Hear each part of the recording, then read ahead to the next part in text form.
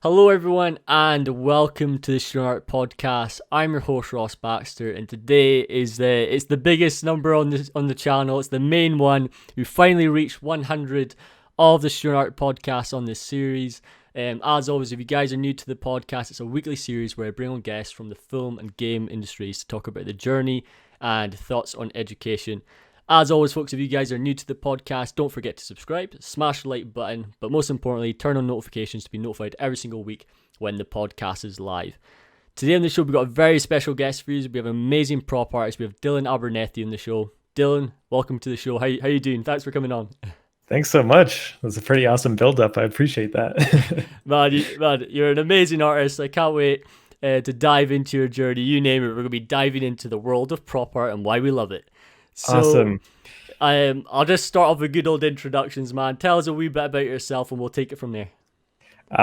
So my name's Dylan Abernethy. I'm a model artist at Ubisoft Toronto. I'm working on Far Cry 6 right now. That's been really awesome. So I've been doing that for about a year and a half. I've also done some work with Decagon in the past. And I really enjoy prop art, environment art, anything like that, and anything games related. Perfect. Yeah, because you've been like working, like you've been doing so many things lately. It's mental. Like you've been doing the things with experience points. You've been making tutorials. You name it. We'll be diving into all the things that he's been doing, and most importantly, diving into his process. But we're going to start off with the big question. Like, where did this journey begin? Tell me your life story. Let's hear about it. All right. So do we want to go from like the beginning of the story? when I was a kid, when I was a boy. Yeah, when I came out of the womb.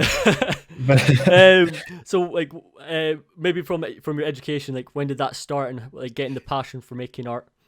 Yeah, so we talked about this very briefly before this started, but like I started off doing this whole creative thing more as a YouTuber, like in the early days of like when commentaries and montages for Call of Duty were coming out. Mm-hmm. So it was like around the Modern Warfare 2 Black Ops era. I had like an old Easy Cap capture card, like 240p game recorder or whatever that I'd plug into my laptop and I'd edit my videos. And that sort of got me into editing like anything on a computer. That's like the very beginning of that. But eventually it transitioned into me being like, oh, I need to make a YouTube intro. I need to make a channel banner, an icon. And that led to learning graphic design as well. Mm-hmm. And as I was doing that, I bridged into 3D. I started using a program called Cinema 4D, which is like, it was like the really big thing at the time for a lot of YouTubers to be using. And they made those crazy, like, those generic, almost like memed intros where it's like spinning 3D text with dubstep in the background. Oh, I've That done was it in like, the past as well.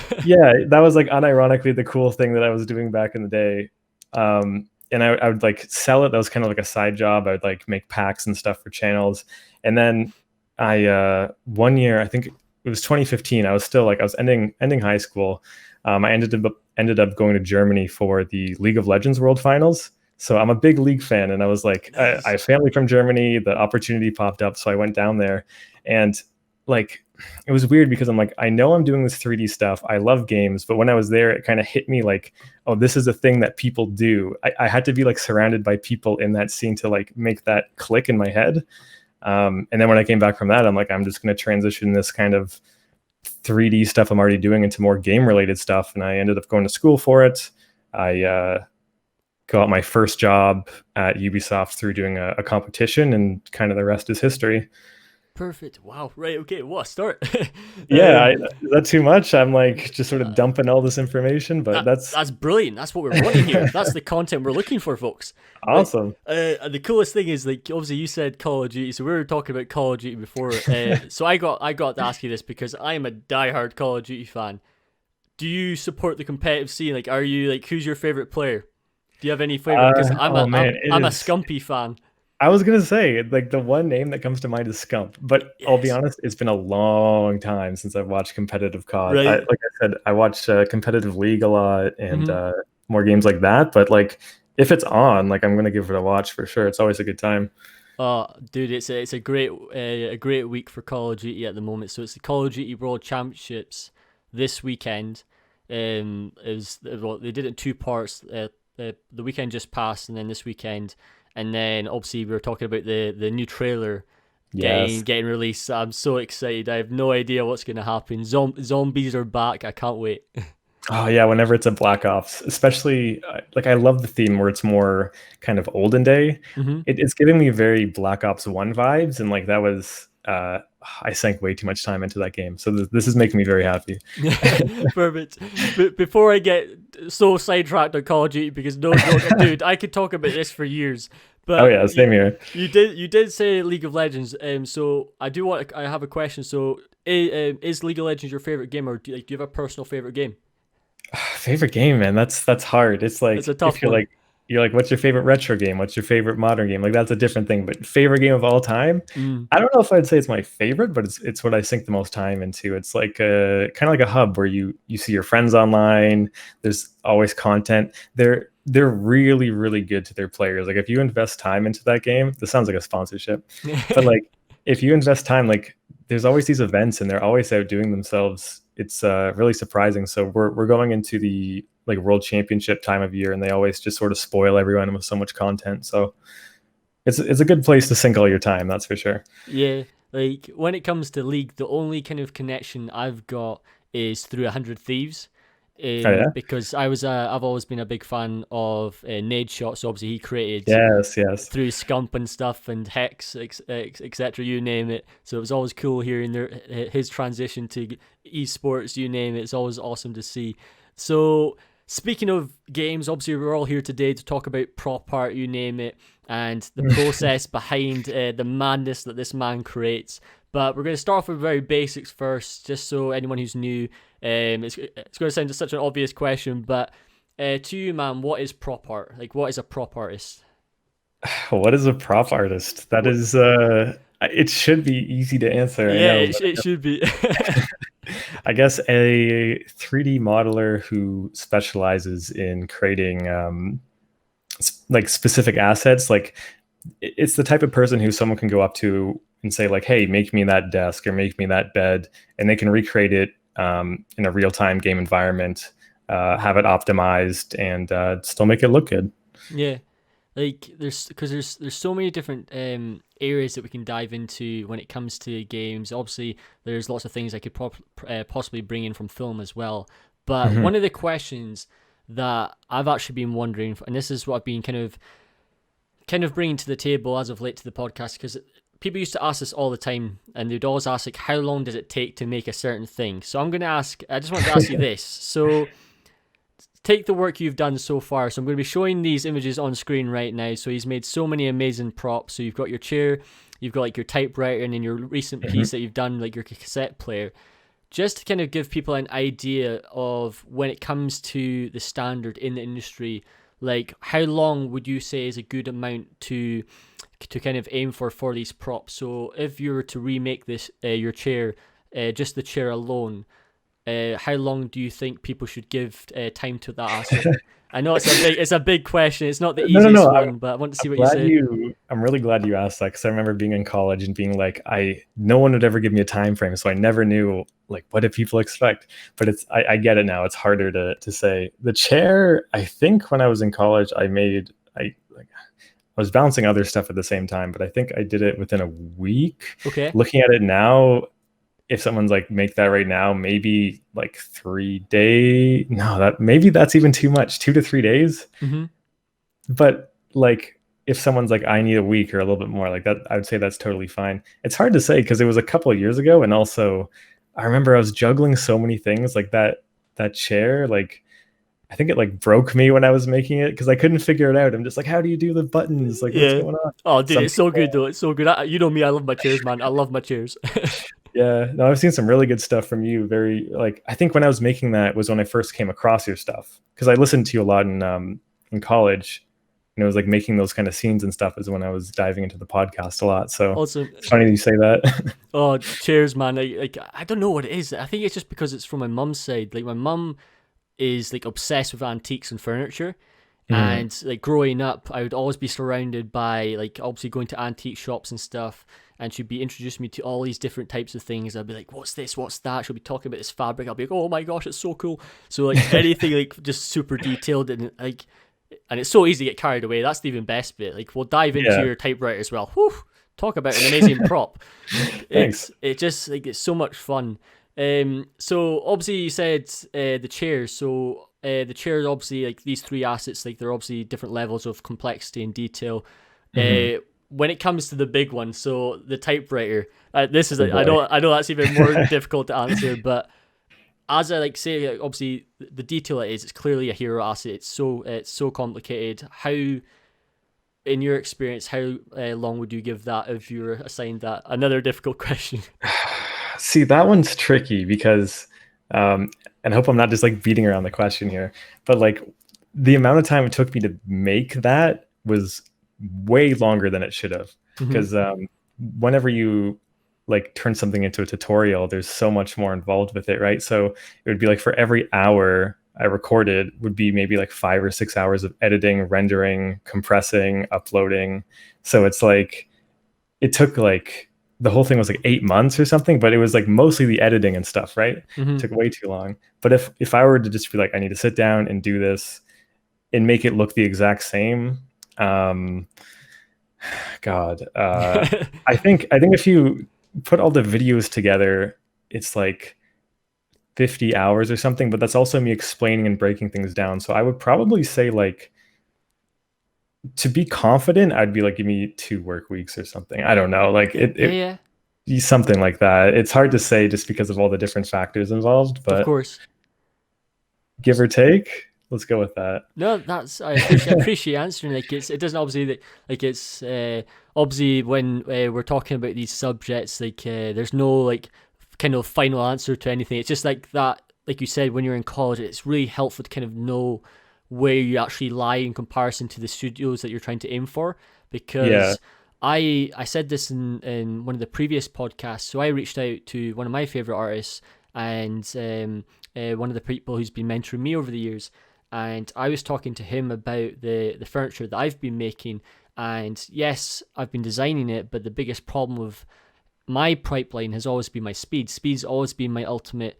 Yes, I know we can all get faster through time and stuff, but I really need to get quicker. It's always been something that's really slowed me down, and I've always tried to figure out, right, how do I get better. Obviously, it's just through practice and Yeah. understanding methods to get further down the line, etc. But it's always nice to kind of get a rough guide, especially when you're looking back at your university days or college days. You're just like, this took me like 5-7 months, and then you get told by the Yeah, person it should be totally. like 2 days. You're like, wait, what?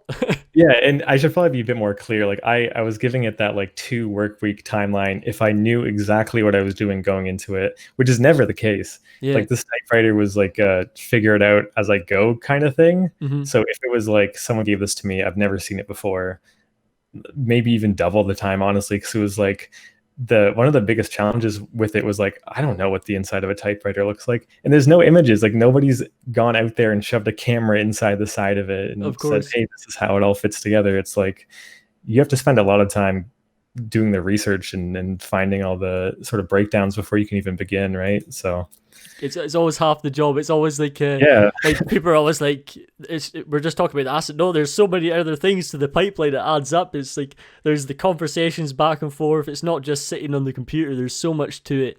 So the third and final asset we'll talk about is your recent one, which is awesome, and I can't wait to see everyone talking about it. Is the cassette player. So congratulations! It's great to see oh, thank you. the content coming out. When it comes to that kind of asset, how long roughly would you say is a good kind of time frame? So once again, that one was a tutorial, but this one's a bit easier to grasp. Mm-hmm. I only had a month to do that. That was including recording, editing, rendering. So if I were to do that again, I feel like I could probably do that in a week, like 7 days. Yeah, probably, Perfect. or less. I don't know. Probably, yeah. It's so hard to say because it's like the general rule is take whatever you think it is and add 50% to it Yeah, because it's always going to take longer than you think. completely So agree. it's Because like hover around that time frame, I'd say. so based on that knowledge, thank you so much for diving into that. So I think the good thing to learn from that is aim for a week, or like try to get into a mindset of choosing. Obviously it depends on the asset that you're working for, but you want to start choosing assets and try and slowly get into a rhythm of giving yourself deadlines and make it a habit, just so you get used to the environment that you eventually will be working in. And speaking of props, right? So this is another topic that I've been having a blast talking about. I've only talked about it a few times on the podcast, and I want to highlight. Well, I'm curious to see what you think. Why we need to start getting used to making boring assets. Why we need to get used to making boring assets. Yep. So we're so used to doing things that we like. Yes. But we rarely talk about things that we normally have to do more of. So on a daily basis, whether we're obviously when we're on the job, there's lots of things to be done. We're not just making pretty things all the time. There's lots of things that has to be done on the job, and it's part and parcel of the job.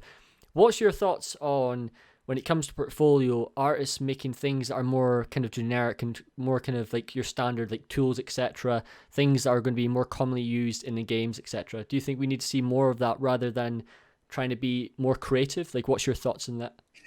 It's definitely a fine line, because you're right. Like at work, you're not going to be making giant hero assets all day. It's just not going to happen unless you're hired very specifically for something at a high level. But it's a fine line, because your portfolio should also be something unique and fun, right? Like everyone's seen like a million, whenever like a tutorial comes out, you see like 50 of those things pop up on ArtStation, and you're like, okay, this is really well done, but it's hard to stand out, for example, when everyone's doing the same thing. So part of me is like, okay, something can be really realistic and good looking, but if it's generic, I might not remember it as much. But if it's a bit more unique, not only is it going to stand out more, but it's like the person probably had a lot more fun doing it. It's going to stick in your mind a little bit more. But you're 100% right in saying that, like, yeah, you're not going to be doing those super fun things all the time. So I think like the compromise for that would probably be to like try and make a scene with some set dressing assets and props, because that'll happen naturally, right? Yeah, of course. So yeah. No, perfect. Because I really struggle. Like I was like, I'll admit, like straight up, like when I was in university and doing just like say if I was doing a group project and I was asked to do something that was just, I don't know, a hammer, I'd just be like, no offense, but I don't want to do a hammer. Please don't make me do this. Yeah. But you then slowly learn that there's all these things you have to do on the side. Like there's so much more to it, and it's just interesting seeing what everyone's perspective of this is, because you see everyone always wanting to push the boundaries of creativity and stuff, but a lot of our creative things, like for example, if I was I made like my train scene. That's never going to be asked to be made in a game unless it's a very specific game. Like, and especially on that scale in terms of the size, I'm never going to be asked to maybe do something that big. It's normally going to be a collective process. There's going to be quite a few of us depending on the studio size and so forth. But it's always an interesting one. So thanks for diving into it. So when it comes to props in your process over the years, is there any good habits that you've learned that you think people should start kind of focusing on? Is there anything in your process that you think has really just helped to make it a lot more smoother? Yeah, I think this ties back to the kind of like knowing the time of everything and time management. Is like it's probably best to sort of stop thinking of an asset as like one big chunk of like one objective, you know what I mean? You have to break it down into little things. For me, it's like, okay, we have the low poly, then we have the high poly, then we have baking, texturing, whatever. But the more you can segment it, the more approachable it becomes. And that's like I'm not trying to like plug my tutorial or anything like that. You can plug it away. On you go. Okay.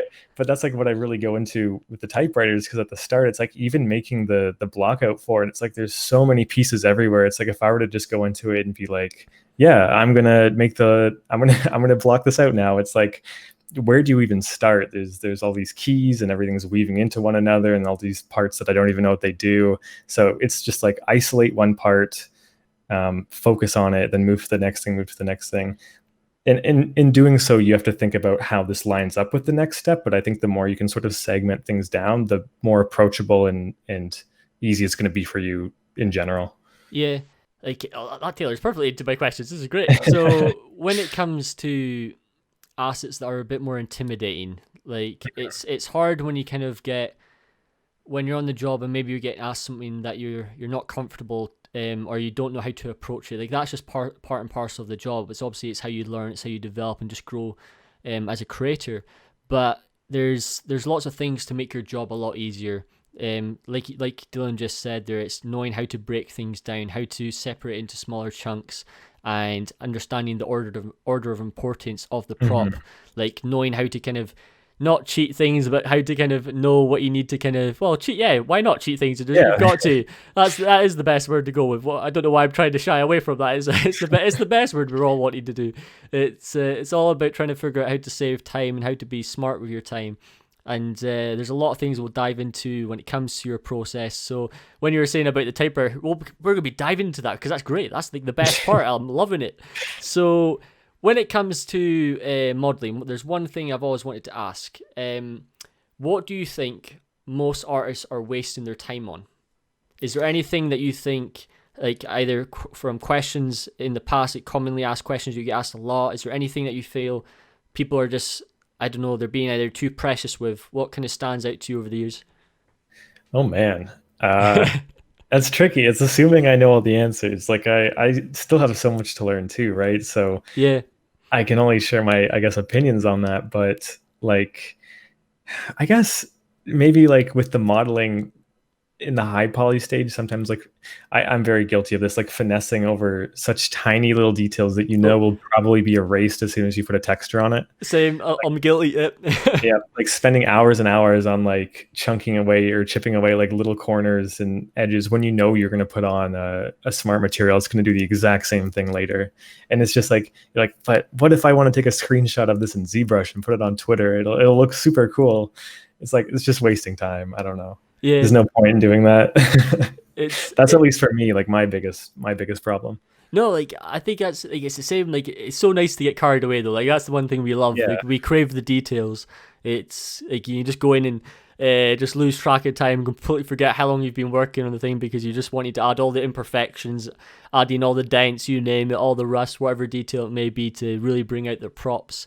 Mhm. That's actually like when you said that was my next question. Like when it comes to adding imperfections, I know, for example, when I was studying, I tend to try to, well, I've obviously learned from my mistakes, like try to add less instead of more. Mhm. Like, what is there anything that you've kind of noticed through your prop making that stands out to you that's maybe getting added too much, or like what advice would you give when it comes to adding imperfections? When it comes to adding imperfections, it really is such a case by case thing, right? Mm-hmm. Like with this cassette player I recently did with experience points, it's like it's meant to look old and weathered. So I could have, when like sculpting, I could have added scratches into the surface of everything and then baked that down and used that information to maybe mask out certain things with a smart material. But it's like knowing, I guess, kind of having a better understanding of knowing what damage you add that's going to be beneficial to your texturing and what isn't. And I Yeah. think the better you understand that, the more time you can save in general. And that's still something I need to learn a lot more about too. I've recently been picking up a bunch of tutorials on how to sculpt rocks, Oh, and that's nice. like it's like the best thing for this kind of topic, right? Because it's like, how much do I need to sculpt in? How much is going to be in the texture? And it's pretty difficult for me to wrap my head around. It's very out of my comfort zone, but I'm having some fun with it. Yeah, like, I was just gonna say. So, what's it feel like on the other end, like doing more organic stuff? Man, it's definitely an area I haven't invested nearly as much time into as I'd want, but it's Same. such it's a toss up because there's like, well, you must go through this as well, where there's like a million directions you can take things. It's like, do I want to specialize in hard surface? Do I want to be like a general prop guy? Should I know organic? Should I be able to do environments? Like, and then when you make a scene, it's like, should I be responsible for knowing exterior lighting and particles and blah blah blah? It's like, where do you stop? Yeah. But one thing I'm like, I feel like I should definitely know at least is some basic organic modeling, and that's why I wanted to tackle rocks and that kind of stuff. Like rocks is just, I don't know, like I think like I struggle so badly with rocks. Like rocks, And it's it's deceivingly hard, yeah. it's madness how, like I've seen, like obviously like lots of my friends, they're masters at rocks. I'm wondering like how on earth are they doing it? Like how are they able to just, like I don't even know where to start. Like there's so much to it. Like Border and square alpha and ZBrush seems to yeah, be like whatever to the one cheat. thing. whatever you could do, like using orbs, brushes, and stuff, Yeah, etc. exactly. Going crazy with it, trying to figure out how can I make this look more detailed. Like trying to get like your three layers right, like your primary shapes, your secondary, your tertiary. Like where do I even Yeah. begin? Like it's always a good one to tackle. Like I think that's super important though what you said there. Like when we're going through education, we have like our things that we're good at, like things that we're more comfortable at, and then obviously we have our weaknesses, etc. But one of the greatest things that obviously it's happened over the last, well, probably like last 5 years, I've kind of noticed a lot more more people are using ZBrush these days.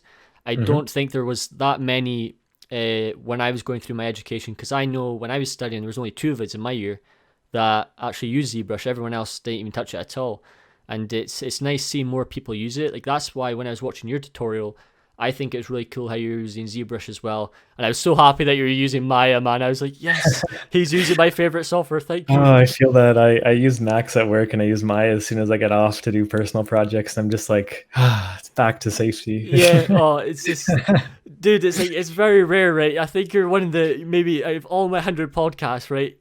Like no joke. I think there's only five of us, dude, that use Maya.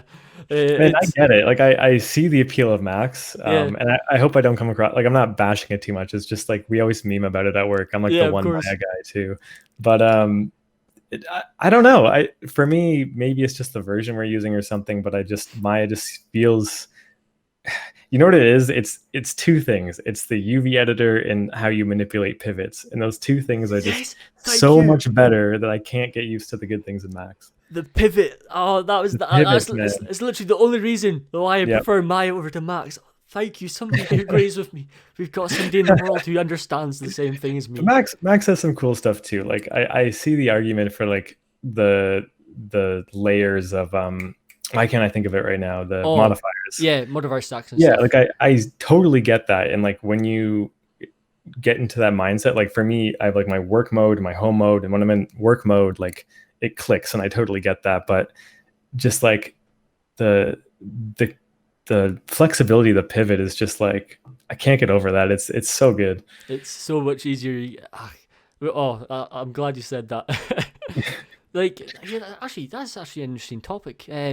So how do you find going from Max to Maya? Do you not get confused, or is it just second nature now that you've done it that long? So yeah, now it's good. I'll share a mistake that I made that hopefully a lot of people can avoid in the future. It's Mm-hmm. I was a bit stubborn when I started off at Max because I switched all my keyboard keys and mouse controls and all that to be the Maya ones. But the thing is, it's like when you're learning a new software and you change the hotkeys to be something else, it's so much harder for other people to help you. It's so much harder for you to follow tutorials and stuff. So for a couple of months, I was like, as weird as it is to admit, I couldn't deselect. There's no deselect button in Max if you change your hotkeys to be the Maya hotkeys. So I went Oh, like a right. month or two without being able to deselect before I'm like, what am I doing? Like it's just not worth it. I'll just learn it. So that's it. Yeah, it's like it takes a while to get used to, but it's like it's worth just biting the bullet and just saying like, okay, I'm gonna learn it. Like I'm doing this all day. It's gonna be more beneficial for myself and everyone around me to just have like one or two weird days of getting used to the new controls, and you'll pick it up before you know it. Yeah, like it's always that kind of leap of faith. You just have to trust and realize that it's obviously part of your job, and it's yes, we all have our comfort zones. Like when I'm my same as you, we all completely like acknowledge and understand. Like there's obviously so many people using Blender as well these Hmm. days, and they want to use Blender. Like I thought that was really interesting when I was listening to the guys from Flip Normals talking about how like they did a whole video how the industry's not yet at that kind of stage yet of which everyone can just make that transition automatically. Obviously, it's going to take a few years to make that transition because a lot of my friends like they're obsessed with Blender, and I see the obsession, I understand it, and it's great to see. But it's at the day, like if you're going to apply for a certain job, I know we talk about it all the time, and I said it very early on in pretty much the first like 20 episodes, highlighting the importance of software, but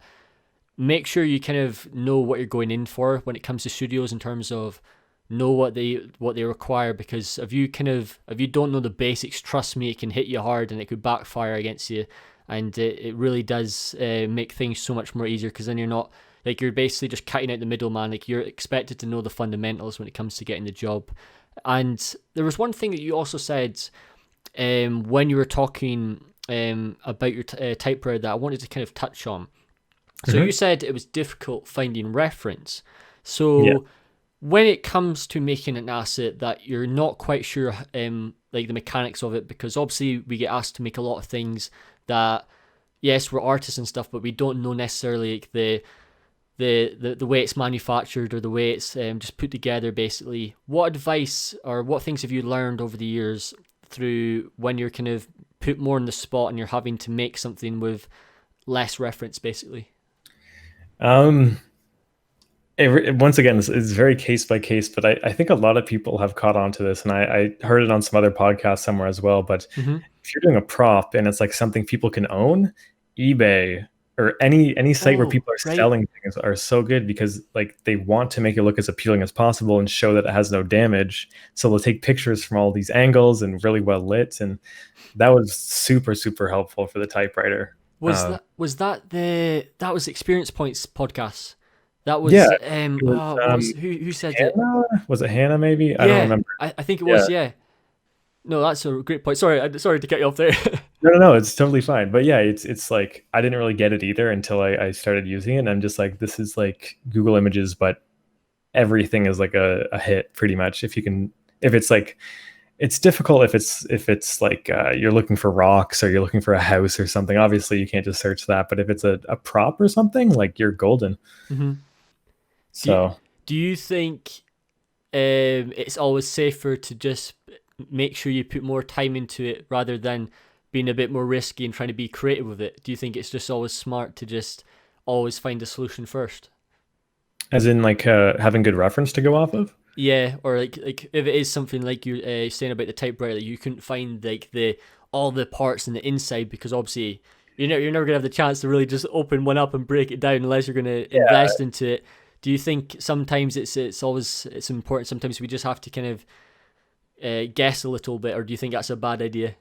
Oh, well, totally. Like, there's going to be times like you have to pick your battles essentially, right? Like there Yeah. was a couple pieces where it's like I looked for hours for reference and there's just nothing. I've looked at YouTube videos of people like repairing these things. I've been on like dozens of websites and you just can't see this piece from the angle you need. So you have to think like, if I have no idea what this looks like and I've been staring at it for days now, chances are the guy scrolling on ArtStation looks at it for 10 seconds. He's not going to notice that this piece isn't a completely accurate typewriter piece. It's going to be Yeah, fine. I mean, that's true. That is very true. you have to know when to just be like, okay, this is great. As long as you get across the main point, you're sorted. Yeah, exactly. Like people, as long as it's grounded in reality and it's like put together in a way that makes sense, if it's hmm not 100% accurate, like it should be fine. But if you do have the reference, you should definitely use it. So speaking of like detailed models and obviously the level of complexity, so once again the typewriter, there's one really great thing. Well, there's so many things, like I was saying to you before we went live. So I've learned a ton through this tutorial series that you've done. So everyone who is tuning in, make sure to make the most of it. By gosh, is it great! I'll make sure to put all the links in the description as always, so you can learn so much from it, because I learned a ton from it. I really do appreciate you making this series. And there was one thing that it kind of, I don't know why I never asked this question on the podcast, and I learned it just by simply when you brought it up, and it was how to handle when the asset gets more dense, and how to like isolate things, and how to kind of make that modeling process smoother. So I know in Maya we have our layers and we can obviously isolate things and stuff, but when you're having to isolate all the time, what have you learned to kind of minimize you having to do that? Is there any kind of tips that you've learned to kind of smooth your modeling process to make you not have to isolate all the time? I know you said you use layers. Is there anything else that kind of stands out to you? Um, Layers is definitely a big one. Uh, this is actually one of those cases where Max might be slightly better actually, Okay, because you perfect. you can select by material. So hmm maybe you can mask things with materials and then hit select by material and like hide it that way. But maybe there's a way to do that in Maya. I'm not too sure. But other than that, like one of the things I do really early on is like I take a picture of it in PureRef and move it into Photoshop and then just draw over it with like a highlighter color and like relegate things that are similar into, I'll tackle these at this time and this at this time. And I think when you group things like that, you can just isolate those and work on that group. And chances are, if it's isolated and sort of broken off well enough, like you won't have to worry about everything else. So you just have to isolate that, focus in on one area, and then move on to the next. And it should go a bit smoother. But as far as like technical stuff, just layers is what I go with, and trying to break things up as best as I can there. Perfect. Yeah, because like there's so many things that we now have obviously used that well, there's so many things provided that can obviously make your progress a lot smoother. I know you use lots of plugins. We'll dive into that later on in the last section of the podcast. We'll dive into the world of tutorials and we'll talk about the plugins you use because I think it's crucial because literally most of the plugins you use I've never heard of. So it was really refreshing to see different tools to kind of just make things like 10 times easier. Like there'll be certain tools that you use. I was like, that took me a week to normally do the way I would do it. And then Yeah. you'd be clicking this, I'd be like, how have I not heard of this sooner? And I'm pretty sure that's the case for all of us. Like when we have that eureka moment when a tool pops up and you're just like, I've been looking for it for ages. It's finally appeared. It's brilliant. There's no better feeling. So we'll talk about the importance of these tools and also maybe as well about investing to some tools because obviously not everything's free. It's great when it's free, but they're not always free. So we'll make sure to talk about that. So the next topic, we couldn't talk about props without talking about storytelling. Like we crave storytelling when it comes to 3D. So when it comes to, so I'll start off with the just generic questions first, and then I've got a few ones that are going to be hopefully a wee bit unexpected to you. So I'm curious to find out what you'd say. But when you're thinking of a prop, what's your process? Yes, I know it depends on the prop. So let's give an example. Let's talk about your cassette player. Mhm. How do you approach storytelling to that asset? And like what are you thinking? My mind immediately goes to like who does this belong to? You know what I mean? Like Mm-hmm. something like that. Um, there's a couple approaches you could take. You'd be like, this is fresh out of the box, brand new, commercial ready, or something like that. But I wanted to be like, this is something that you'd find in your attic in the modern day. So when I was thinking about it, I'm just like, um, yeah, the person who owns this is probably my age. They used to use it a lot back in the day, so it probably has a similar wear to like an old Game Boy or something. So I could bring that in as reference, and just kind of ground it in reality as much as you can. And the more you do that, the easier it's going to be for you later down the line. So anything that you can do to prep and plan right off the bat is actually just going to help you. And it's kind of fun to come up with the story at the same time, right? So I Yeah. try and do that whenever I can. Like when it comes to stories like you always have to well, I think it's always nice when you just write something down, like give Yeah. something like make something so random up, but as long as it makes sense, give it some context. Like that's why I always think it's really cool when you see people on ArtStation, and in the description they'll actually have like, a full kind of fledged out story, Hmm. and I actually think that's really nice because it kind of it lets the viewer know what they're thinking, and then yes, obviously you want to get that across in the prop itself, but it's always like a nice touch that I feel. I don't know. I just always thought it's really nice to see. And you said something there, which is obviously another thing, which is obviously super important. Like obviously you got your main story to tell, but it's like the smaller stories in between that as well. It's like the I don't know, like the scratches at the corner, or maybe there's a certain stain on it or something that's broken, and then you start wondering like why is it there? And then when it comes to rendering, ArtStation, etc., you have like your closer shots, and then as you're scrolling down, you're like, oh, I didn't see that the first time on the main render, and then you start thinking like the process behind this and what they're thinking. It's always nice to see. Hmm. Yeah, definitely. Anytime, well, it's kind of like a fun balance because it's like you can add these story elements, but you can also use them as ways to like make the prop more interesting, like from a composition standpoint. Like you can Mm-hmm. say like, oh, I'm going to break off this part, which is going to give it a cooler silhouette, but it also adds a piece to the story. So, um, like all this kind of stuff, I feel like this is something I learned a lot since starting is like do all this stuff in pre-production, like do a couple sketches or just think about it a little bit, and it saves you so much time down the line. And it's just fun. Like it's if you truly are like interested in these environments and these props and stuff, like the stories will naturally start coming to you. And yeah, that's probably what I'd say as far as that goes. Right. Now you're going to get. Now it's the complete opposite question now. Is storytelling overused?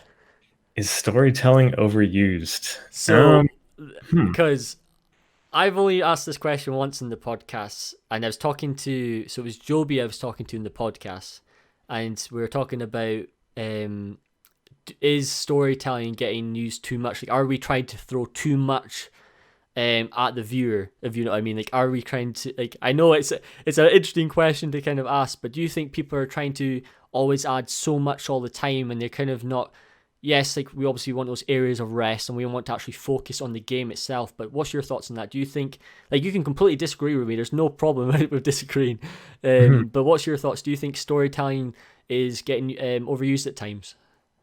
There's definitely some truth to that. I don't know if I'd say it's being overused, but what I would say is like, um, I do really, really like it when you see a prop or a weapon or typically these two things, like where it works best, where something is like factory new, like super clean, like you see a gun or something with like a wooden, um, I don't know what you call it, hilts, like the back part, the butt of the gun or something, and Okay. it's like super clean and all the metal is polished and all that, and it's rendered beautifully because um, it's honestly, like, at least in my opinion, it's harder to make something look new and clean and make it look good. Like anyone can throw on some smart masks and smart materials and have like cavity grunge and stuff, and it comes out pretty good, right?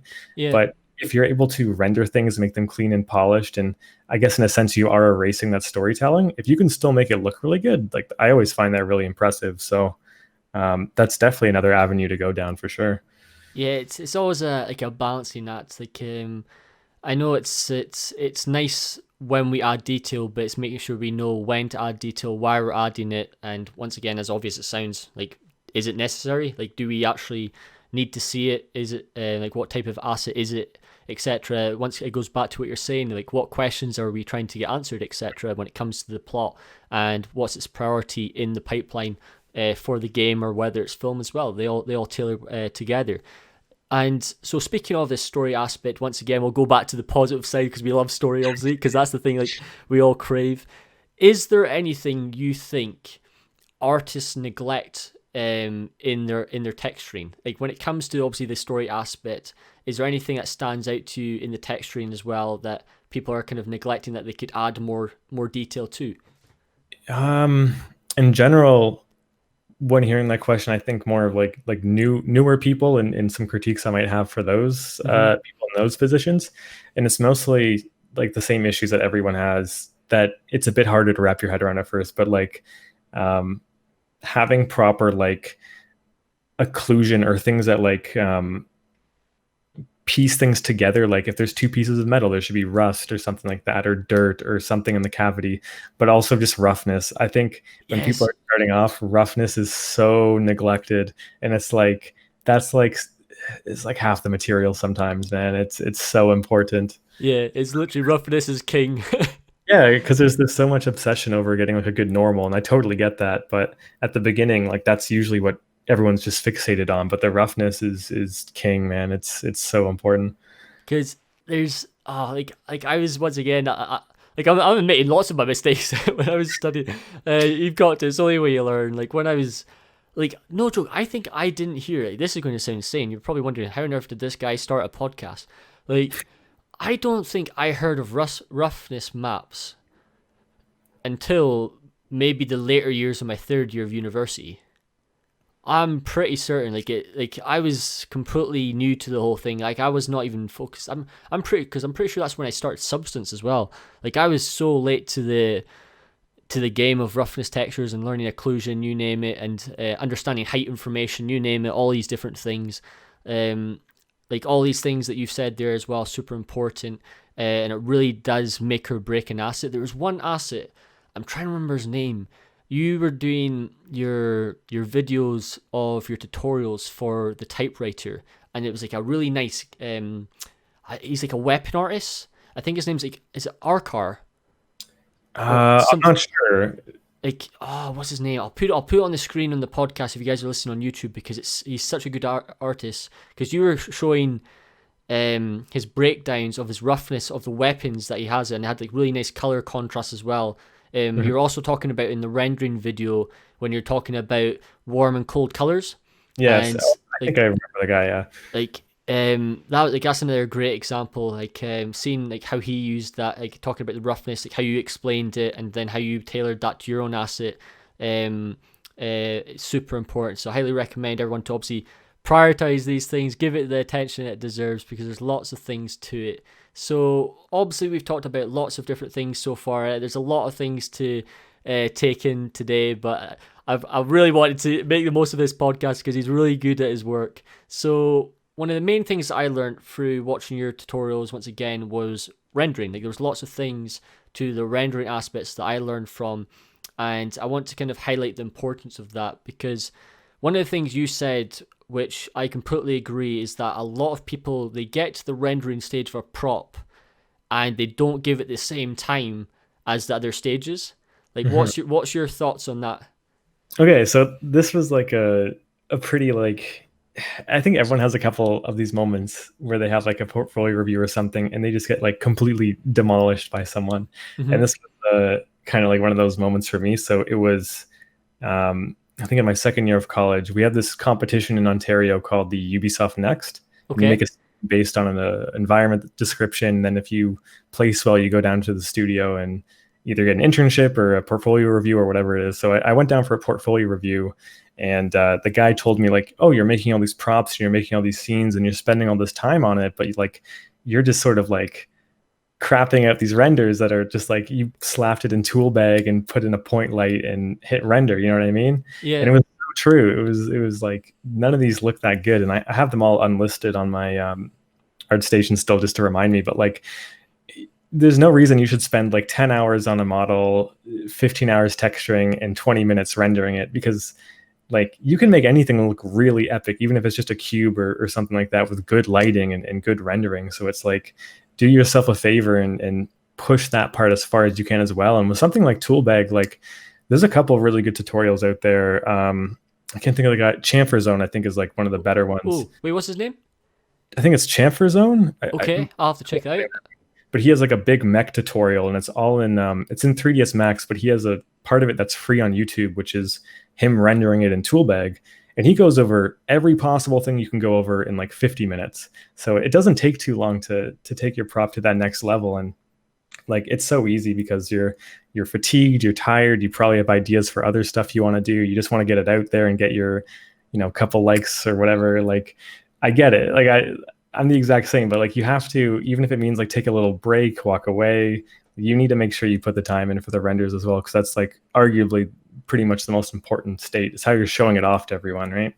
Yeah, like that's always one of the hardest things, and I think like we've all gone through those moments as artists in which we're like, yes, we just want to get it done. Oh yeah. However, what you said there is super crucial. Like when you're getting to that kind of stage, like you can't how can I say this? Like you just have to prioritize to realize like you've already committed so much work. Taking that break away from it's going such a long way, and like I can't highlight the importance of this, because you don't want to, like you said, you don't want to waste the time that you've already put in, and then make a post and then be like, oh well, I've just like you said, like somebody giving you a review or someone giving you feedback, like it's a great model, but you've kind of just ruined it in a way. Like you've kind of just taken away like the level it could have been, or like the standard it could have reached, but you've just been like, oh, I'll just do a quick render with a, I don't know, a basic HDRI and a, like there's nothing wrong with a basic 3 point light setup and that, but it's giving it that extra layer of detail. Like there's lots of really nice things in your tutorials that I was never aware of, and we'll talk about them, and we'll talk about Marmoset, because I've not used Marmoset in a long time. I really need to get back to it. It's great, man. You got to start using it for everything. Like baking and rendering are perfect Yeah, there. like well, that's the thing. I did not know this. So why is Marmoset better for baking? Like, can you tell me this? Because I have no idea. Like the reason why. Obviously, like I've watched the videos, but it'd be great to hear your perspective.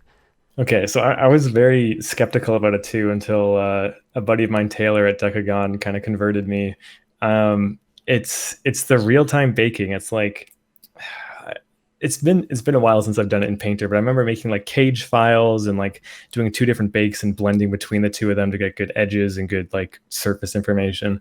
But in ToolBag, you just hit bake and all the edges are fine because you can separate all the different part of your meshes into little groups and it'll just bake those groups. So if you have parts that are, even if they're intersecting, there won't be any like overlap in the normal or anything weird like that. So Okay. that's all taken care of. And then if you have like a screw or something on the surface that's all warped, you just paint over it and it straightens it out. So it's like you're fixing it all instantly in real time, and there's no reason to hit bake and wait and see if it looks good. And it's just like if something looks wrong, you paint over it and it fixes it like Like, immediately. like when you did this, right? Like I like it was like, do you like when you just have like, you're like, oh my gosh, here we go, it's the best thing ever. It's like you use the where is it, the I've got it written down here because I need to start using like instantly my next prop. I am using this, so it's paint skew Yeah. in Marmoset. I'm where what settings that, well actually that's a literally I was just about to ask you where is it exactly. So when you use this, I was like, what on earth is this? Like I've never seen it in my years of using Marmoset. I've never seen this tool, and you were just doing it like with one little quick brush. Can you kind of tell us a wee bit about this? So it's you just click on like the low group or whatever it is, and it'll select everything that's the low poly, and then yeah, you hit paint skew, and it sort of shows all the normals coming off of the model. And say you have like a cube and you want rounded corners on the cube, like that's going to come out fine. But anything on those faces is going to be super warped. So like say there's a screw or a bump or something that's really warped in the middle, you just paint over it and it changes it so those normals are shooting straight up and it Wow, bakes that information down perfectly. So there's no need to mix maps or anything like that. It just saves so much time. it's game So changing. Like yeah, when I saw it, I was just like, no, it was painful but rewarding, man. It was painful but rewarding. but the downside is like there's been a few times at work where like there's like the odd time where I have to bake something in Substance, and I'm just like, oh god, how do I do this again? Going back to square one, you're like, where's the main button? How do I select things? I think Designer has something very similar too, but it's a little less intuitive because it's not like the 3D models right there and you're painting on it. I think it's you're painting on the UVs maybe. I don't know. I'm not totally sure. So Oh, when it comes to designer, I've been saying for the on this podcast for I think 50 episodes that I'm going to be giving designer a go. I've still not done it. I've been saying for half the time I've been doing this. Yes, I'll use designer eventually. Yes, I'll use it. I've still not used it, man. the So whole and it's been a hot minute since I've done that, but I'm working on a scene right now, like an exterior scene, and I'm just trying to do everything that makes me uncomfortable, and designers involved. So I'll get to that too. We're in the same boat. yeah, well, I'm looking forward to see what you do, man. Because I saw your post on Twitter. So is the what was that? Is that the same one we're talking about? So is that the one with the rocks that you're talking about? Yeah, so it's like a snowy exterior scene, but Yeah, it's super small. Like I've learned to kind of like with how busy everything gets to just scope way down. So it's just a couple of rocks, and I kind of want to have some snow particles and all that. But there's a lighthouse in the background, and I just kind of want to get that spinning with some ray traced lights on it. And I'll be like, it's simple, but there's enough going on to be interesting. yeah. Hope. Well, that's actually, well, that's another interesting thing to bring up. So when it came to, so the first time I ever saw your, is it 1920, the name of the chairpiece? Uh, The Victorian scene. so when the first time I ever saw that, right, the one thing that I thought was that really stood out, which I thought would be awesome for me to apply to my work, was it was almost like an ASMR kind of thing that you kind of did, like adding, Yeah. well, just like the small video at the bottom. Can you kind of talk about that? Because that's, I don't see a lot of that, and I thought what you did with the, it's kind of like thunder and lightning and the rain. I thought that was a really nice touch. Okay, so just as like a side tangent first, the fact that you bring up ASMR is great. I've had like 4 or 5 ambient noise ASMR channels contact me and be like, "Can I use this in the background of my Really, video?" Yeah. that's awesome. And I'm like, sure. Like they're weird. They're like, I made an ArtStation account just to message you, and I'm like, go for it. Like, sure, because like I listen to that kind of stuff when I'm working too. So Yeah. I think It's it's so pretty, relaxing. It's brilliant. Like I was like, obviously I've watched it in the past, and I was watching it again over the last few days. I was like, this worked really nice. Like it's a nice little it touch. just gets you in that like trance when you're working. But as far as the small video goes, like that scene was actually made for a school project. Like we had to make demo reels at the end, and since I knew it was in motion, I'm just like, even having like the smallest things moving makes such a difference. So I'm like, the curtains are just slightly blowing, there's rain outside, and there's dust floating around. And I think the gramophone is spinning, but it's like all these things take like no time at all to set up. But taking something from being a still image to like a living, breathing place that's moving, it's not difficult, but it adds so much to any scene. So it's if you can afford to do it, especially like an interior scene like that, like it helps a lot. Adding dust, like there's a million tutorials. It takes like 10 minutes, and it takes things pretty far. Because it's like you said, like these small things, it's like it just really elevates a piece. And another thing, so speaking on this subject, so one of the other things that I did not know of, because once again I've not used it in ages, because I always normally render in V-Ray. V-Ray's always been my go-to for rendering. However, I did not know this. I did not know that when you do what's the name of it again? Let me have a look. It's the ToolBag viewer. So I was not aware that that only supports 3 lights. Is that still an occurrence? Is that still the case now? If you export it and you like embed it into a website or an ArtStation page or something, yeah, it's just 3 lights, but you can add as many as you want in the actual program, right? So it's tricky. It's weird. It's like and I'm super guilty of this too. Like you'll see someone's render and you're like, wow, that's not bad. And then you click on the ArtStation viewer and it's like, it goes from like YouTube 1080p to like 240p or something like that. The quality drops quite a bit. I guess it's just like the limitations of embedding everything into a web browser. Because when it comes to that, like I think this is why, like, do you know when people always ask, like, should I add a wireframe to my piece? And I always think that instead of having maybe, like, obviously we all have our preferences, like depending on like who's reviewing your work, etc. But it's, if you don't want to show like a wireframe as a render, just showcase it in that actual like turntable in the viewer, and then obviously they can navigate it, they can select the options and so forth and see the different ones available, and then they can learn that from there. Plus it kind of just like, maybe, I don't know, maybe you have a very dense model and you don't want to, it's like there's too many lines going on, it's kind of hard to view already. Maybe it's a lot easier for the person critiquing your work, the recruiter, etc., just to go into the viewer. Maybe that's like, do you agree with that? Do you think that's maybe a better approach, or do you think it doesn't really matter? Yeah, I think that, well, the wireframe argument's always interesting because like my stance on it is just only add it if it's going to help you, because sometimes it's just totally not.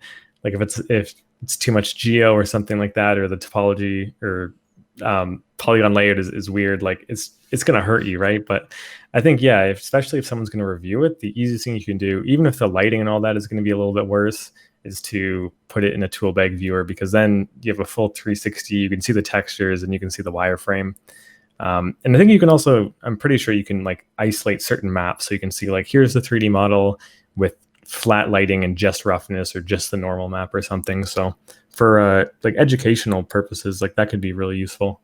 Yeah, like I think it, like, it's so cool. It's such a handy thing to use. It's always been a debate in my eyes, based off the people I've talked to, like how to lay things out. There's no such thing as a perfect solution.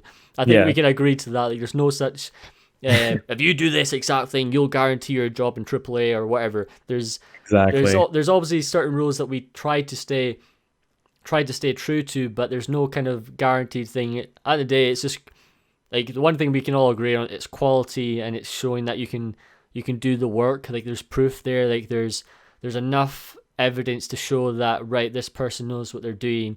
And as long as you can convey that and get that across in your ArtStation, like the one trap that I fell into when I was originally trying to get into film was I forgot to get my renders on my wireframe, because in film you have to have a wireframe. If you don't have a wireframe in your portfolios, they will not hire you. That's yes, obviously to some extent, if you have like a person who knows you, then obviously that's going to play to your advantage and stuff. But if all the people that I've talked to, who's kind of taught me over the years when it came to the film side of things, was that you actually needed a wireframe, whereas I think game is a wee bit more relaxed in that case. I think there's oh, and you go. Sorry, I was just gonna say, I thought it would be like the opposite of that. Really? Right? Okay. In my mind, I'm like, well, games have to be super optimized. The less polygons, the better. What's the case in film? Because I I'm a little distant from that field, right? Mhm. Well, it's just like, so the answer that I got. So the one of the people that taught me was, he was actually on the podcast a few episodes ago, Rory, and so Rory's a modeler at Framestore, Hmm. and when it comes to obviously modeling, then it's just common sense that you obviously want to see the models and stuff, but it's like there's two kind of main things that they kind of require in basically most portfolios to kind of give you a good advantage. There's the camera tracking, so it's being able to make a model with camera tracking involved. So you have your asset. I don't know, like say you have a bus. It's a scene in London. You've got your model, and then you've got camera tracking involved, and it looks like it's in the scene, and it looks like it's blended into the world. And if you can show that off, and you can show that skill set, it goes such a long way, man. It's crazy how much people get more hired off that based off what I've been told. And when he was explaining, and there's probably been about four people that's told me the same thing. When it comes to the wireframe, it's just like they need that proof that you can do that you can do that you can show like the way to model correctly and stuff. Like there's like I was the same as you, man. Like I did not expect this at all. I thought I could just get away with my clay render inside of like when I did my train. Like you'll see still, like I don't have my wireframe posted, but that's because I obviously switched over to AAA, and so I'm okay. I don't need to do it now. So I'm like, phew, happy days. But it was a big wake up call at the time, because I was like, what on earth am I going to do? I can't get a job now. In terms of because I didn't have the cleanest of wireframes, of you know what I mean. Like the model wasn't quite perfect, so I was like, I'm not going to redo lots of this. So Yeah, I had to change my approach. I think to be safe, it's like you should aim for a model where you can show the wireframe and then add it in. It's it's never gonna hurt if it's like even if it's like, oh, that's a decent wireframe, that's a good wireframe, right? Mm-hmm. So yeah, I think that's what you should be going for. And then if it is in the case where it's like, oh, this isn't the best, it's going to be a lot easier for people to critique you on it, right? And it's going to help you in the long run. So I would say like it's probably better. Like if you had to choose between the two, I would say, yeah, just go for it. Definitely. Perfect. So, carrying on this subject, so we've got a few more things that I want to talk about before we get into the madness, as always. We've got question time coming up, folks, and be ready for this one. I say it every time, but it's just because I love this section. We've got lots of goofy questions for Dylan today. I can't wait to throw them with all these random ones. You name it, folks. We're going to be diving into it. But before that, let's continue rendering, because rendering, I think, I don't know, there's so much things that I've just not talked about, and it's nice to kind of dive into something different. So, when you're choosing a shot, what do you like? What's your approach? Like, what advice would you give? Like, what is a good shot? Is there any kind of particular process to the way you choose your camera angles, etc.? How do you get the most out of your asset? Um, One thing I've been doing a lot more recently that I didn't used to do, but I think this is better, is to flatten the composition. Like, what is it? The field of view, to lower it. Mm-hmm. I forget what that's called on the camera. Uh, I don't know. Anyways, field of view. Hopefully, people know what I'm talking Yeah, about. no, that's perfect. Yeah. I'll have everything in on the background as well if nobody Okay. understands. Sweet. So you can like flatten it, so you can actually fit more of the prop in the actual image. But mostly, I'm just trying to find good angles that are like displaying the rule of thirds really well, or something that will catch lighting really well, like at an angle where I can find like a sheen around the edge or something like that. So um, that's definitely one of the areas I want to learn a lot more about, like rendering and lighting in general. But like that's basically where my head is at. And then um, it's one of those things where I find it's a lot more experimental than anything. Like to be totally honest, I'm never going into it with like a perfect image of what the render is going to be like. It's a lot of tinkering and experimenting and slowly getting closer to something I enjoy. And I don't know, you guess it always helps to have a bunch of renders that you think look really good on like a PureRef like file somewhere else, and be like, okay, I'm going to try and get a similar look to this or something like that. Yeah. So those are just some things that I would typically keep in mind. Because we're always just going up, like, move the slider to the right. Wait, no, but move it back, move it more to the left. We're just Perfect angle. yeah. Oh, tell me about it. The amount of times they do. That's the funny thing, but it's so true. Like, do you know when people ask you, like, what's the thing you spend the most time on in 3D? People are like, I don't know, texturing. I don't know, lighting. No, it's rotating.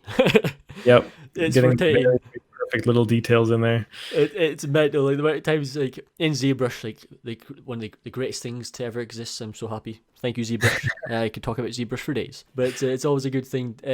But once again, when it comes to obviously rendering stuff, especially so obviously we've talked about Marmoset ToolBag. There's lots of different things inside of ToolBag that we could use to really sell the shop. So obviously we've got depth field, we've got sharpen, vignette. But there's one thing that I didn't know anything about, and it's one thing that you brought up in the tutorial series is the grain. So can you explain why you add grain and what it is? Because like I had no idea what it is. Okay, so it's one of those weird things where I like when I started, I'm just like, why would anyone ever want this? Like it's just adding noise on top of your work. But the way that I understand it is when you have a vignette or any kind of gradation between colors, and it's very, very subtle, you'll notice like a kind of banding, like it's kind of hard to explain without showing it, but it's like it'll be a gradation from say like white to black, and then instead of it being a perfectly smooth transition, you'll have like it'll be smooth and then like a thin line where it's like there isn't enough pixels to properly smoothly transition from this tone to this tone. So it's like a little line, smooth again, a little line, smooth again, a little line. But when you add the noise, it kind of blends out that line so you can't even see it. So just adding like a super subtle amount will get rid of any of that. And you'll really notice it if you go in there and just like turn up the vignette and look in the corner. It'll like become very obvious really quickly. Yeah. So I don't know. I don't think people mind seeing the banding too much, but it's just like a good practice, I think. Yeah, interesting. Yeah, I'll definitely need to start using it. I'm gonna have to experiment with that in my next prop that I'm gonna make, because it was interesting in watching the way you were doing it. I was like, okay, this is interesting. This is really cool. This is something different. And like I know you said they're obviously talking about noise. Like that's another thing I'll admit. Like when I was doing rendering before, I did tend to make my renders a bit. Well, to be honest, all my 3 pieces that I've got on the ArtStation at the moment. Yes, I've got lots of pieces that I've not shown, but there's that's another thing that I tended to do too much. Like my scenes were always too noisy. There was too much things going on, and it's like knowing how to dial it back. But no, that's a fun topic, and it's something that I've never talked about. So thanks for diving into that, because there's so many different things in Marmoset that you can use to your advantage. Like another one is obviously like blurring and stuff. But I would say though, and I'm interested to find out what you think. I personally feel too many people like they blur out too much. Like their approach to using blur is kind of taking away the detail that they've created. What do you think? Like, what advice would you give when it comes to using blur? Like, do you think there's any common mistakes that you've seen? I don't know if I can think of any like super common mistakes other than like over blurring, or like sometimes you'll see it. It'll be like say they want the front to be the sharp and the back part to be blurred out. Like they won't adjust it properly, so the front is still slightly blurry or something like that. Yeah. But like that's something like you should always be careful about. But I guess I like to be subtle with it too. If I'm going to use it, I'll make it like only a little bit blurry, and then I also think it's really important if there is a part of a prop or a scene or something that is blurry, you should probably also show it super clear in another render or breakdown. Like I think the cassette player I did was probably a good example I had for that, where it's like I show the front from one end and the back is blurry, and then I rotated 180 and blur the back and the front. So it's like you see both crispy at one point. Awesome. Yeah, because like the way you did it, like I've all the things that you like, all the props you do is really nice. Like I also like the way you set up your military one in terms of the way the bullets navigate around. So you're constantly looking. Obviously, you've got your key areas of focus, but you use the bullets and the main one obviously being the one at the top right, facing down. So obviously your eye goes towards the main part, and the way you set it up, it's a really nice way to kind of display. Like obviously your main areas of interest. I think it's really important to kind of highlight its importance, because we kind of, when it goes back to obviously talking about blurring and stuff, it's like don't just add it just for the sake of it. It's all about figuring out what's going to make the shot more appealing. Obviously we talked about composition and the importance of that. Like the fundamentals, we can't stress it enough. People say it every podcast you ever listen to, the thing that makes or breaks everything is the fundamentals. You can tell when what somebody doesn't understand the fundamentals. I'm still learning. I'm still no expert. Trust me. I'm still We're all still learning. learning. Don't worry. We're all in the same boat. We all understand. Here, the one thing, but another thing we could all agree is anatomy. I know we're Oh, prop artists, but that's another thing. oh, That's a never-ending story. get me started. I think, yeah, at the very start when I was learning, I wanted to be a character artist. And the more I learned Okay, about anatomy, the more I'm like, and now we're not doing this. We're you're on the we're gonna world go of props. exactly. R- I really respect and have a lot of love for like great character artists. mhm. But it's just so like, yeah, you have to, it's like a lifestyle of dedicating so much time and knowledge to understanding it. It's like, it wasn't for me.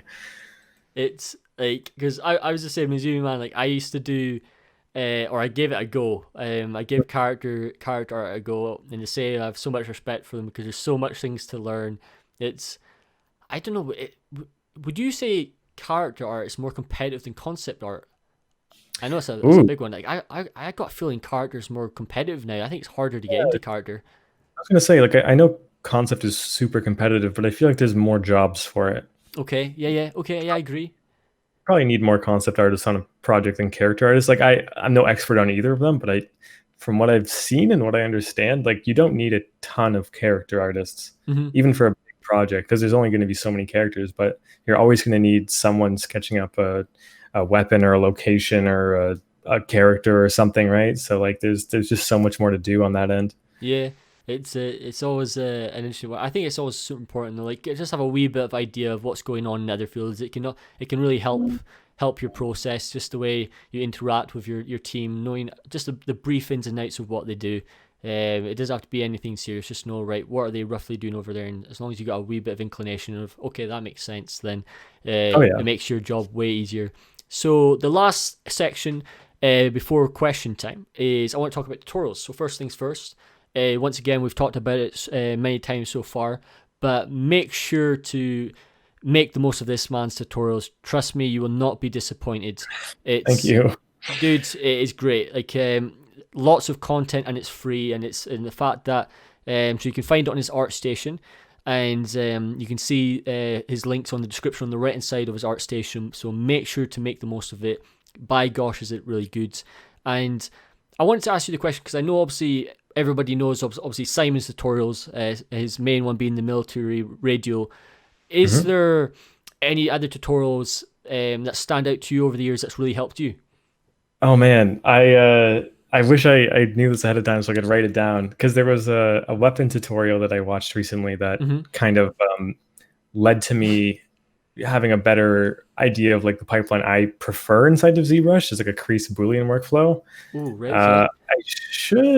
I can open. I have ArtStation. I'll check it out right now. But Yeah, it's I can edit this part out, so that's fine. Take your time when you it's go. right here. It's Eugene Petrov's handgun for video games tutorial is really good. So he also uses Maya, which is really nice. Happy days. Uh, it's a Maya to ZBrush tutorial going over like hard surface stuff, and he does like a handgun from scratch, which is uh, super cool. And he does it pretty quick. He textures it all, he renders it all, and it comes with like a pair of rigged hands, which is really cool for like rendering stuff. I thought that Nice. was awesome. And then yeah, so Chamfer Zone, also the guy I brought up earlier, he has a bunch of really good tutorials for sculpting, modeling, rendering. If you've ever seen like a knife or an AK on ArtStation, it's probably from his tutorials. Like, trust me, when you see the tutorials, you're like, oh, I get it. Because the stuff's amazing. Like it's kind of like exactly what you want to look at when you're learning, right? Yeah, of And course. then um, I don't know. There's a lot of people on YouTube who just do it for free. Like Mike Hermes is like the OG YouTube Yes, Maya Mike. You tutorial can't guy. forget Mike. He's been doing it for years. Yeah, he's like the grandfather of it all. So shout out to him as well. But yeah, I'm glad you brought up Simon Futch's radio tutorial. That is like my biggest source of inspiration slash what I learned the most from. And if I were to ever recommend any modeling tutorial, it would definitely be that one. Perfect. So as always, folks, I'll be putting all these links in the description below. I'll make sure to re-ask Dylan at the end, just so everyone can actually make the most of all these tutorials, just so it makes it nice and easy for you. So in the middle of the podcast, I mentioned about your plugins. So Yes. you were talking about all the plugins that have helped you over the years to improve your improve your process, and obviously there's been ones that you've invested in as well. What are the ones that stand out to you that you recommend to people listening? Okay, so I'm glad that we went from that last question to this question. So I do have a lot of paid plugins. Like Crease Plus is good for like weird hard surface stuff, and I need to open up my Gumroad, man. Like I need to take a look at everything. I'm putting you on the spot. It's okay. Remember, like I said, I can just edit anything out. It's fine. Sweet. God, let me see. DC Bool Manager is really good. Anything from Malcolm 341 is a like godsend for Maya. He has like some of the best tools. His UV unwrapper is amazing. Then there's oh, sorry, go ahead. I was just gonna say, is that the UV shell one that you were talking about? Yes, his UV tool is a lifesaver. It has like textile density built into it, every button you'd ever need right there. Perfect. And it's like all of his plugins are like $1 or $2. And then also the model, it says MODLT for Maya is really good for just like it comes with a bunch of screws and bolts that pop on with one click and like really convenient stuff like that. But the number one resource I have to shout out is so Simon Futch's radio tutorial. Mm-hmm. Like when it comes to my Maya to ZBrush workflow, and like even like the biggest chunk of my typewriter tutorial is the Maya part. Like the majority of those plugins I got was from that tutorial. And in fact, like I reworked the plugin section of my tutorial to route to his tutorial specifically because like I can't really take credit for that. Like he really did like set up my foundation. Like I've added more stuff. I've found more plugins. I've learned stuff about baking and texturing and rendering and all that from other resources. But that part of my modeling came from him, and all those plugins that I learned came from his radio tutorial. And he has like a cheaper version of it that just goes over the plugins and that stuff. So I would recommend that. I'll send you a link. It's like $5 or something like that, but it goes over the Maya to ZBrush bridge and like the hard edges plugins and all that kind of stuff. So that's like the majority of stuff came from there for sure. That's incredible. Thanks for saying all that, man. It really is appreciated, because the insane thing. So when you were talking about obviously the bridge, so I remember obviously the first time I ever watched the ZBrush Summit and watching the bridge from ZBrush to Keyshot and how quick that was. However, when you were doing your prop for, I think it was your breakdown tutorial, before you actually started the main tutorial for the actually typewriter, you were doing like the wee little metal part. Yeah, like a little demo at the start. The little demo at the start, and how quickly it was like a one click into ZBrush and then one click back, and your high poly was obviously instantly on top of your low poly, and how smooth I was like, the tool was insane.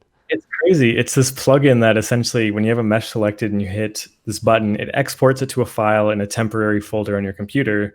And then in ZBrush, there's another button that you press that imports that temporary file and just puts it in your subtools. So it's super quick to go back and forth, and vice versa, right? Yeah. But the thing is, this plugin, like I got it from that radio tutorial, it doesn't exist anymore. There's no page where you can buy it. There's no like forum to download it from. It only exists in that radio tutorial. So that's where I got it. And he explains it's disappeared since then. So it's like, I used to have it in the typewriter tutorial before I sort of reworked the plugin section to link back to Simon's tutorial.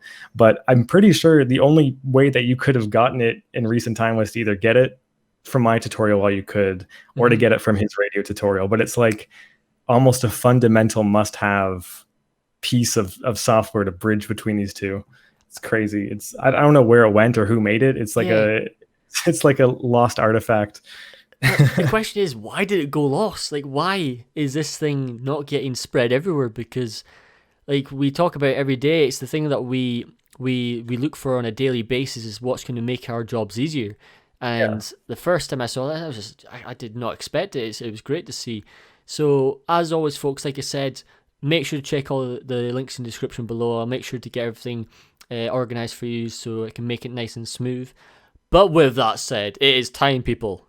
It is time for the questions. So Dylan was saying he was actually excited for this part because, like, as I'm always looking for fun, random questions to throw at my guests, which they don't expect to be asked on a daily basis. So I made sure to do my job and deliver. So let's get ready. We'll obviously have our fun ones just to easy and just so you get the ball rolling. You know what I mean? Get things rocking. So if you could enter any video game, what would it be and why? I'm gonna go with Pokemon. Oh, right, okay. Interesting, right. Why are we going into Pokemon? It's like everyone's happy all the time. It just looks like fun. And then it's like if you have more than like a second grade education, you're probably going to be pretty good when it comes to most things. They don't seem too bright in those games. So you've thought this through.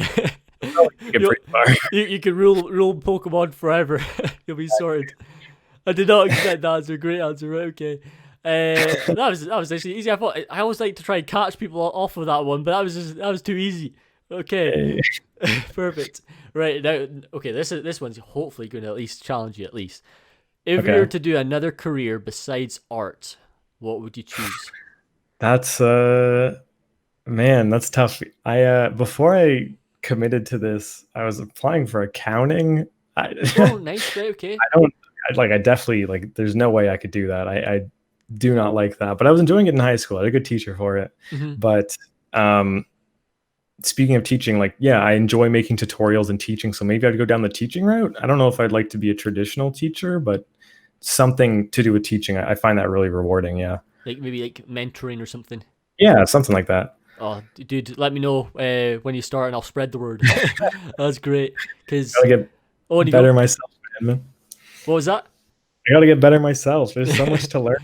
Oh, it's always the thing though. As artists, we're always like we just crave knowledge. That's brilliant. Like it's always something like you'll just say something like I want to know that, I want to learn that. It's like what you're saying about rocks. It's we shall master the rock. that is our objective. Because like I wasn't sure if you were going to say about the presenting thing. I was like, is he going to go down the route of presenting again? No. Completely different route. Right. Yeah. Here's a random one. So this is one from the YouTubes that was in the Would You Rather. So I like dinosaurs, so I'm going to throw this at you. If you're in a fight, who do you want on your team? 6 Velociraptors or a T-Rex and a Spinosaurus? So you got 6 Velociraptors or a T-Rex and a Spinosaurus. Who do you think will you survive with the raptors, or do you think you'll survive with the other two? If the Spinosaurus wasn't there, I think I'd go with the Velociraptors, but I'm gonna go with T-Rex and Spinosaurus. So what would be your reason why? Do you think they're just too big a match? I don't know. I think if you like, are we like friends? Like we all get along? Like, so I could ride. So you're T-Rex. a team. So you're literally a team. They'll be on your side completely. It's almost like the Indominate. Well, actually, the Indominus did not go on your team. He betrayed them. What am I saying? But yeah. Yeah, I'd probably ride on the T-Rex. They wouldn't be able to reach me, and I'd let the armored guy on the ground do the dirty work.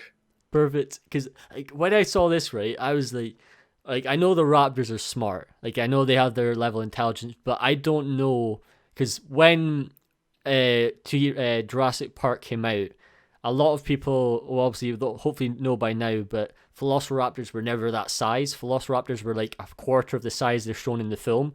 So really?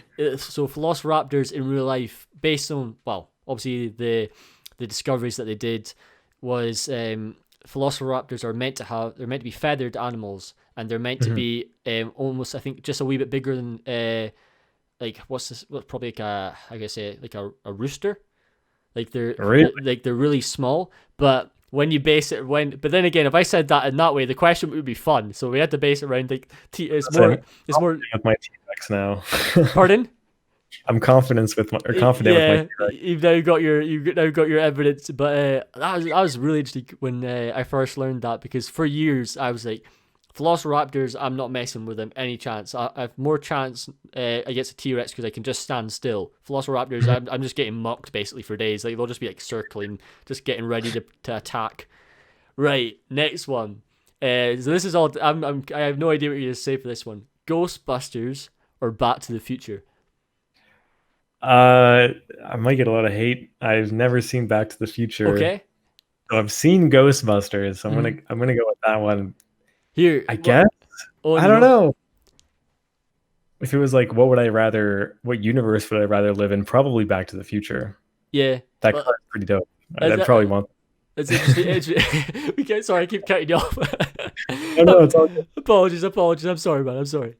No, that's interesting because, like, well, speaking of Back to the Future, you'll get your chance to see it because it's coming out, I think, next year again. They're doing a remake. Really? They're doing it with Tom Holland and the guy. Oh gosh, I'm gonna get here. You think you're gonna get hate from that? I think I'm gonna get hate for this if I don't remember this. Who's the guy who plays Iron Man? I should know this. I was just watching him. What's his name? Uh, It's gone out of my head. What's his name? ah, okay, this is really bad. I thought Johnny Depp, but I'm like, it's not Johnny Oh, Depp. it's not Johnny Depp. Oh, It's is the Robert Downey Jr. That's what it yes, is. well done, well done. Okay, Why are they remaking it? That's interesting. so they're doing a remake. I don't know. Do you like what they did with the Disney films? They literally just remade them all in like live action. Uh, From a technical point of view, it's great, but like, I'm gonna be honest, I'm a big like 2D animation fan. I love anime. I love old Disney movies. It's like a smack in the face to that. I don't. I completely I, agree. from a business point of view, I get it, but like, it's not for me, man. That's for sure. Like I've not the only one I've seen out of the wait I think I've only seen one. I've only seen the Tarzan one. I've not I cannot I don't know. I cannot see the Lion King. Sorry, I'm not letting that film get ruined in any slight. I can no disrespect in whatsoever, but Lion King was childhood, man. I'm not letting anyone affect that. It's the same. I watched 10 minutes of the Beauty and the Beast one, and I was like, nope. God, That was like here. Imagine making that as an environment. That would be so cool. Imagine making the castle. keep you busy for a while, probably. Oh, you do it for days. Well, days, but years more like to be honest. Right. Definitely. So we've got four more questions. Let's have a look here. All right, okay. This one's an interesting one. Would you rather live with AI or live with aliens? So you're surrounded by robots and stuff, and artificial intelligence, or have aliens. So it's Are they like, like sentient AI? Like they're self-aware and all that? yeah. So it's like iRobot. I'm gonna go with aliens then. Oh, right. Okay. Why are you going down the alien route? AI, it's like we made it. There's like a weird relationship with that. You know what I mean? It's Okay. like I'd be taking care of you. Did I make you to take care of me? Is this like, is there prejudice in this? I don't know what's going on, man. Like, Yeah. or homies, I don't know. But with aliens, it's just like it's so far out there. So I just want to know what's up with them. I want to know like what's the deal. Yeah. Like what's happening? Because like Exactly. I generally thought you were going to go for the AI for some reason.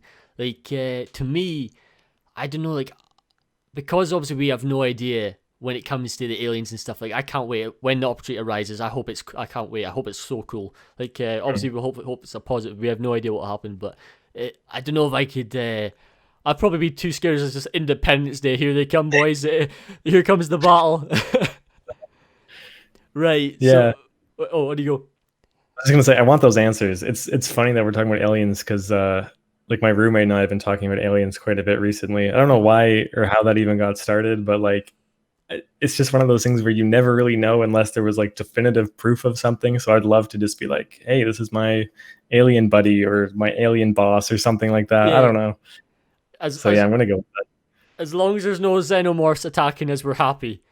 that. Like, Exactly. just get rid of all the xenomorphs, and then we'll all be happy. We'll be sleeping well. Like, the amount of times I've never been able to actually watch that film properly. Like I'll admit it straight up. Like I'm just pausing for days, dude. I'm just like, nope, pause, and then take a step back, have a look, press play again. Oh, the face is coming. Pause it again.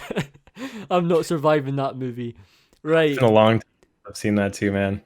Oh, it's great. A great film. Really good film. Oh yeah. You can't go wrong with it. Right. Okay. If you could be a superhero for a day, who would you choose and why? Um okay, there was always two superpowers I thought would be totally busted.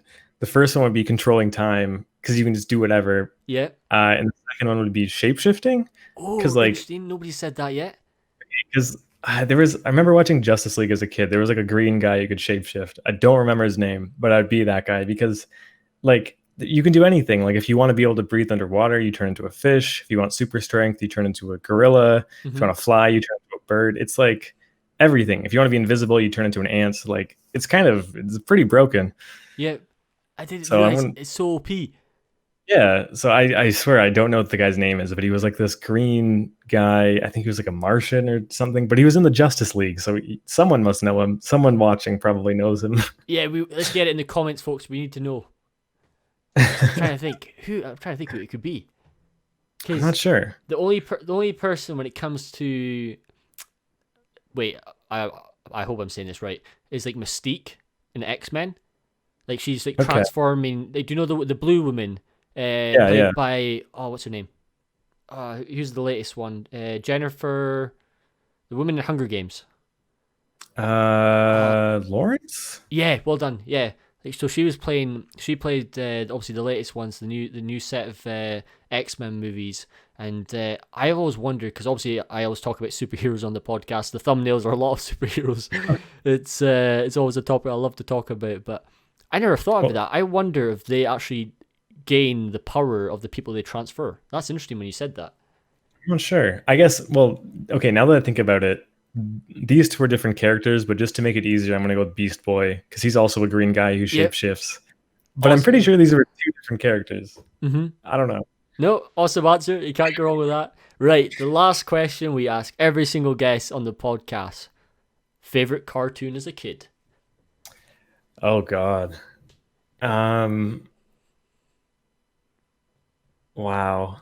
Okay. The pressure's on. I have like the most memories of watching SpongeBob, but I think I'm gonna either go with like I always enjoyed Pokemon, but then I also really enjoyed we had like a channel called Teletoon Retro that would just play like the Bugs Bunny and Tweety show, Awesome, which I think yeah. was, it was always super, super entertaining. So I think I'm gonna lock in that. But So I'm Bugs curious. Bunny. Yeah, I'm curious to see what yours is though. Oh gosh, this is the first time somebody's asked me this. Uh, wait, have I given an answer to this in the past? I'm trying to remember. What is my favorite?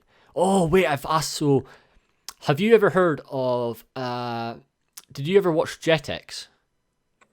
That sounds really familiar. So Jetix is well, how can I describe it? So it's a TV channel on.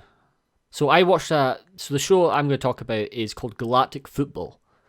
So Galactic Football is basically like American anime, and it's football in which you can basically jump 200 feet up in the air, do backflips. So it's football in space, but there's like a gravity thing going on. So basically, it's in the football stadiums because sport was my whole childhood. I literally just played football in every sport possible. So first time I watched this, I was watching with my dad, and there's just like, Dad, watch this, look at this. They're doing backflip, overhead kicks, but it's like 200 feet high, and they have like superpowers.